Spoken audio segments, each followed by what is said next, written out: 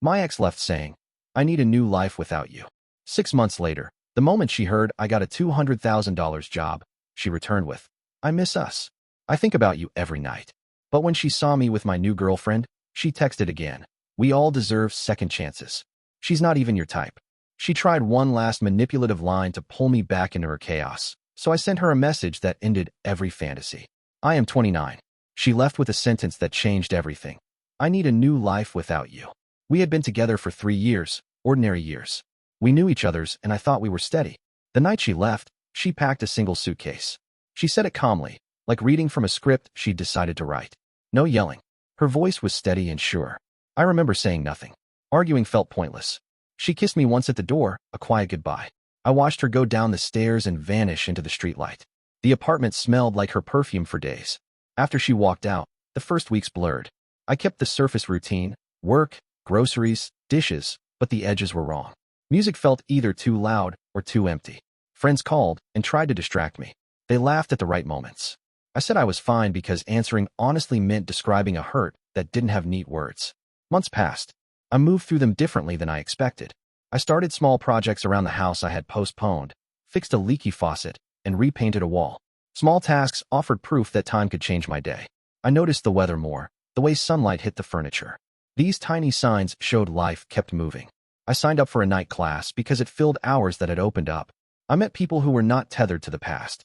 Little by little, I built a new normal. It was quiet and slow, and it suited me. Then an email arrived that felt like a turning point. A job offer with a number I couldn't ignore, $200,000. I sat with the figure, reread the message, thinking I had misread. It was real. The offer didn't fill the empty places, but it changed things. It gave me choices I hadn't had and a sense of momentum I hadn't felt since before she left. I told a few close friends. They were quietly happy, like people who had watched me rebuild. I treated myself to coffee at a place we used to go to together. The cup felt ordinary and slightly bold. News travels fast. Within days, people who hadn't spoken sent messages that could be read two ways. One evening, as the sun leaned low, my phone buzzed. "I miss us." Her name sat beside the message. I didn't reply at once. I read the text several times. Seeing those words felt odd after everything. She sent a few short lines suggesting regret and memory. I kept my distance. I had learned to be cautious with people who left as easily as she had. I didn't answer her first message. I let it sit there overnight while I thought through everything that had changed since she left. When the sun came up, the message looked the same, but I felt different. 6 months earlier, her words could have pulled me right back in. Now they felt like an echo from a life I'd already stepped out of. Later that day, she sent another. "I've been thinking about you every night. I didn't know how much I'd miss you." I typed a simple reply. "I hope you're doing all right." Nothing more. She responded in seconds, as if she'd been waiting with the phone in her hand. Her messages came one after another, carefully written. It felt strange to read her talk about us, like she hadn't walked away without hesitation. She talked about old memories, the ones she used to brush off. Now she sounded like she valued them more than I ever knew. I kept my replies short. I wasn't rude, but I didn't open any doors wider than necessary. Around this time, I met someone new. Her name was Lily. She wasn't dramatic, didn't play games, didn't need everything to be a scene. She liked quiet afternoons, long drives with no plan, and choosing a restaurant by pointing at a random place on the map. Being around her felt easy, like air I hadn't realized I'd been missing. We took things slow. She didn't push. I didn't rush. For the first time in a long while, I felt calm around someone. One weekend, Lily and I went out for a late breakfast. A small place with patio seating and mismatched chairs. The kind of place you'd miss if you weren't looking for it. She was laughing about something light, nothing serious, when I noticed someone across the street. My ex. She was standing next to her car, frozen mid-step, staring right at us. Her expression flickered through a few emotions before settling on something tight and controlled. She didn't walk over. She didn't wave. She just looked at Lily, then at me, then back at Lily. A few hours later, my phone buzzed again. "We all deserve second chances." Another message followed right after. "She's not even your type." It was obvious what she meant. She had seen us. She had decided she still had some claim on me. Her tone in those messages had changed, too. Less regret, more possession. Like she believed the life she had left was waiting for her to reclaim whenever she decided she missed it. I didn't reply. I wasn't angry. I was tired of patterns that always circled back to the same place. I went for a walk that evening to clear my thoughts. The city lights reflected off the river, and the noise of traffic made a soft backdrop. I tried to think about what I wanted now, Not what I had wanted months ago. By the time I got home, my phone had another message from her, long and emotional. She talked about losing herself, missing our routines, wanting to start again. She mentioned how she felt invisible in her current life and hinted that things hadn't gone the way she expected when she left. I read the message slowly, not because it hurt, but because it showed me how far I'd come. 6 months ago, this would have broken me. Now it didn't shake anything I had built. Still, I knew this wasn't over. She wasn't going to accept silence. She wanted me back because she thought I was the same person she walked away from. But she had no idea who I had become since then. She didn't slow down after that last message. The next morning, before I even made breakfast, there was another text from her. This time, it was longer, almost like she wanted to rewrite the past in a way that made her decision look reasonable. She wrote about pressure, about wanting space, about needing time to understand herself. She said she left because she felt stuck, and she thought leaving would help her grow. Then she added a line that stood out more than the rest. Maybe I left too fast, maybe I didn't realize what I was losing. I sat on the couch and read that line twice. When she walked out 6 months ago, she didn't hesitate. There was no confusion, no fear. She was sure she wanted a life without me. She made that clear in every word she used that night. Now she was rewriting it like it was some moment of panic instead of a planned exit. I kept my phone face down for the rest of the day. I didn't want to get pulled back into old loops. Instead, I focused on the rhythm I had built: gym, errands, dinner with a friend, simple tasks that kept me grounded. Later that evening, I called Lily. We planned to meet at a park near my place. It was one of those parks with a long walking trail, soft lights, and benches facing a small lake. We walked quietly for a bit, just enjoying the open air. She asked if everything was okay. I didn't give details, just said my past was trying to come back. She didn't pry or ask for long explanations. She nodded, slipped her hand into mine, and we kept walking. That quiet support felt more real than any speech or apology someone could send through a screen. When I got home that night, my phone lit up again. This time, the message tone was different. You think she's better for you? You think she understands you the way I did? Then another. You can't erase 3 years. I know you better than she ever will. There it was, the shift. The moment when regret turned into control. She didn't come back because she loved me. She came back because she didn't like the idea of me moving on without her. She wanted me to be the same person she left, waiting she'd change her mind someday. I wasn't that person anymore.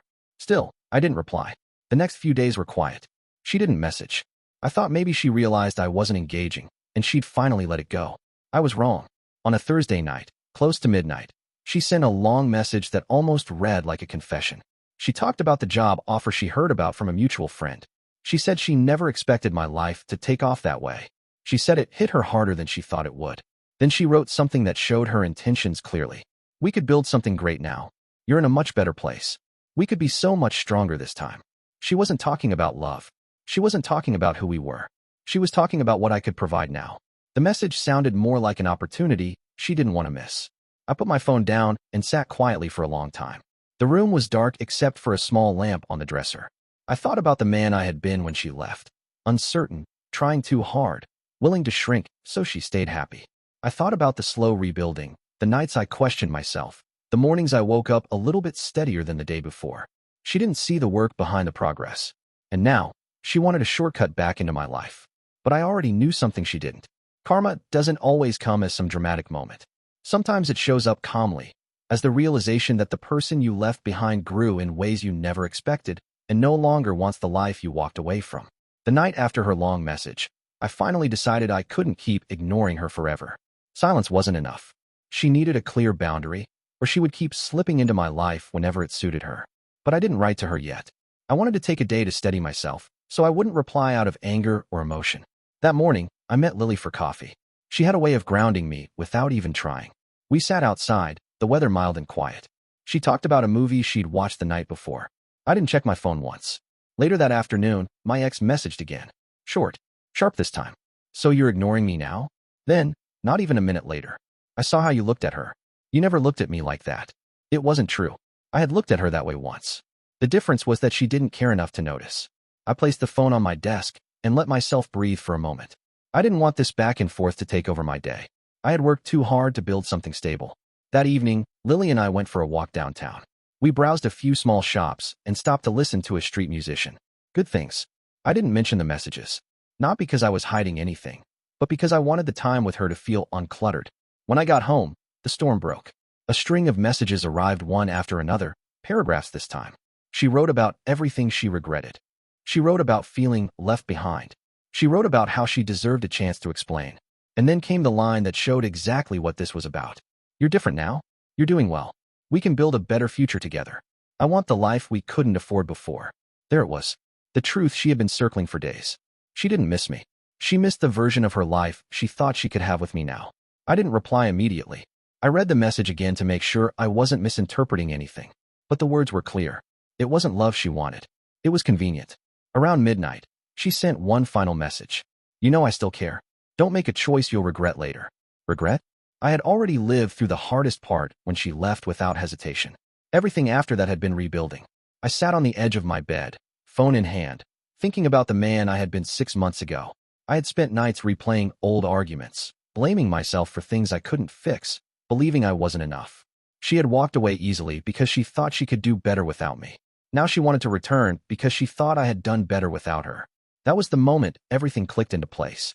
It wasn't about payback and showing her I had moved on. It was about choosing myself in a way I didn't know how to back then. I opened a new message. I didn't rush.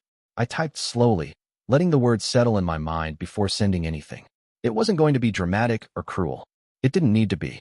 The truth on its own would be enough. When I finished writing, I sat quietly for a moment. This wasn't revenge in the loud sense. I hit send. I watched the message send, the screen glowing in the dim room.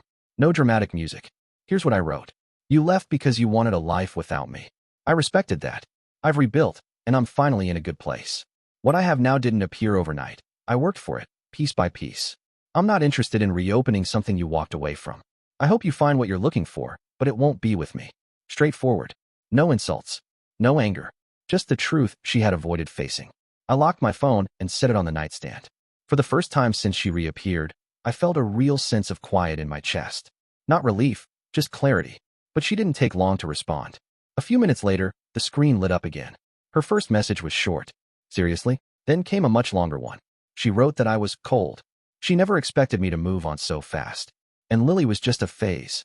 She tried every angle. Emotional, logical, guilty, hopeful. And finally, the last line.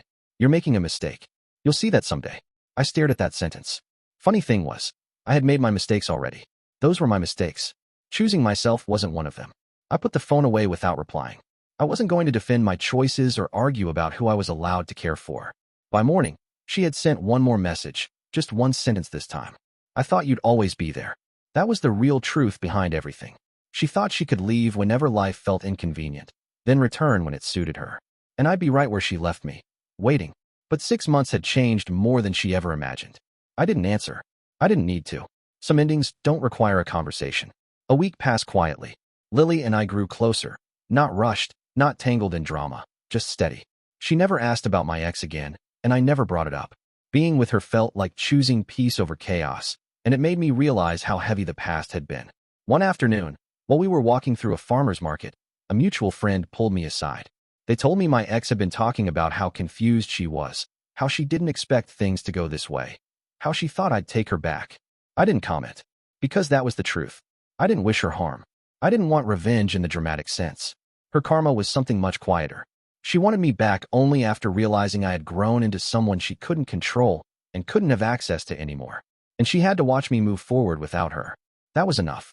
Later that night, I sat on my balcony with a cup of tea. The city lights shimmered, and the air felt lighter than it had in a long time.